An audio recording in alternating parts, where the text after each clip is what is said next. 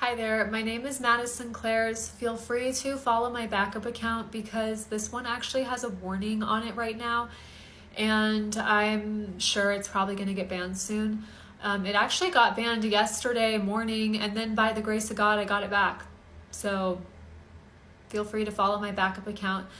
I am a survivor and a whistleblower of trafficking. My dad was the co-founder and the vice president of technology of CyberSlice, which was created in 1996 so that you could order pizza online. Before that, you had to call, and this was created before the dark web too, so this added levels of protection. There was a lot of code involved. One question I get a lot is, could you actually order pizza online? Yes, you could, but there were select pizzerias that people who were trafficking knew to work with, and that's how that worked.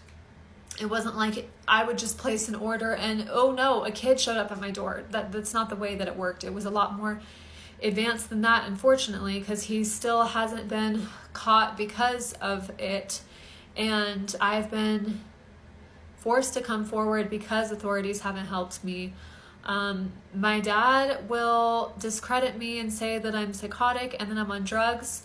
The funny thing about that is my dad drugged me my entire life with GHB. So, I mean, for him to say that I'm on drugs is actually accurate. Not now, currently. I've been out of his house for 3.5 years. But like, yeah, at one point I was on drugs because you were feeding me GHB every night and turning my underwear on inside out and saying that it was aliens. And as a kid, he drugged me, but there were multiple times that he assaulted me, and unfortunately I remember it because I wasn't drugged.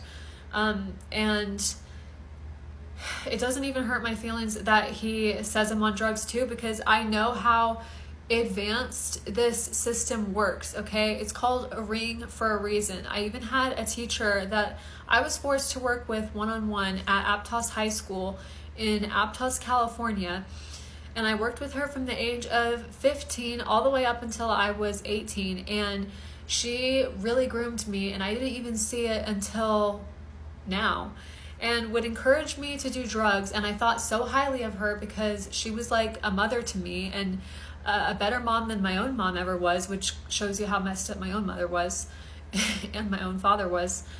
And I just wanted her approval. I just wanted to be loved by her. So when she told me to do these things, and my parents were forcing me to take psychiatric drugs at the time too, she said, stop taking your psychiatric drugs, and everybody should try drugs. And so I did. And it's unfortunate, because I feel that if I hadn't gone down that path, maybe I would have had justice sooner, and maybe I would not be where I am today, because it's taken me a long time to get to where I am, and a lot of healing work. And I will not stop sharing my story. I will fight for these kids because they deserve justice. My little brother deserves justice. He should not be in the custody of my parents. He's 13 years old. His name is Kyle. He was being groomed when I left. I'm really concerned for him. I think about him constantly. I pray for him, and I just love him so much. I would do anything for that little boy, and even risk my own life coming forward.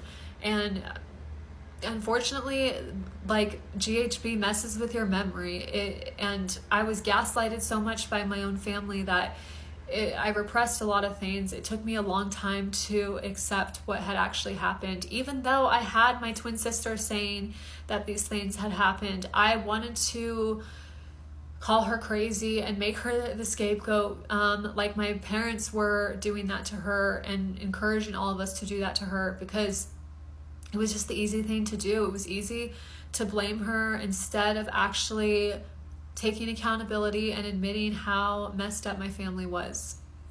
And same thing to her. They verbally abused her, gaslighted her, forced her to take psychiatric drugs against her will, locked her up in an institution against her will, didn't let her out until she took her statement back, said that she would never see any of us again if she didn't take her statement back.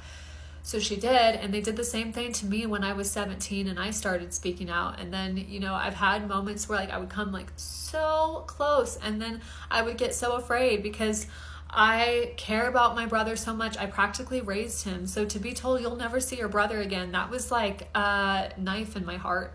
And if you don't understand that, then I feel sorry for you, because you've never loved something unconditionally, and you've never, you don't know that kind of love that you would risk your own life for. And so I feel sorry for you.